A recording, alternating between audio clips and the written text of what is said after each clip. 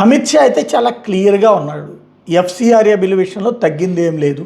అట్లాగే మొట్టమొదటి రోజు నుంచి చర్చకి నేను సిద్ధమంటున్నాడు. ఢిల్లీకి సంబంధించినటువంటి ఆందోళన ఏంటి, సిజేపీ ఏం చేసింది, దాంట్లో అసాంఘిక శక్తులు ఎక్కడి నుంచి వచ్చినాయి, వాళ్ళు పోలీసుల మీద ఎట్లా దాడులకు దిగారు, వాళ్ళు రాళ్లతో ఎట్లా బెదిరింపులకు దిగారు, ఎలాగ వాళ్ళందరూ కలిసి క్రూయల్ యాక్టివిటీ చేయడానికి సిద్ధపడ్డారు, 2900 మంది క్రిమినల్స్ ఎక్కడి నుంచి వచ్చారు, వాళ్ళందరూ కలిసి ఏం చేయాలనుకున్నారు, ఆ సందర్భంలో పోలీసులు ఎలా చెదరగొట్టారు, ఒక్కళ్ళకి కూడా కాల్చకుండా కాల్పులు లేకుండా ఎలా దారికి తెచ్చారు, దేశాన్ని నేపాల్ బంగ్లాదేశ్ బారి నుండి బయటికి తీసుకురావడం, అంటే బంగ్లాదేశ్ నేపాల్ లాగా తయారు చేస్తామన్న ప్రకటన నుండి ఎలా బయటికి తీసుకొచ్చారు, వాళ్ళ కుట్రని ఎట్లా భగ్నం చేశారు, ఇవన్నీ ఆయన చెప్పడానికి సిద్ధంగా ఉన్నాడు.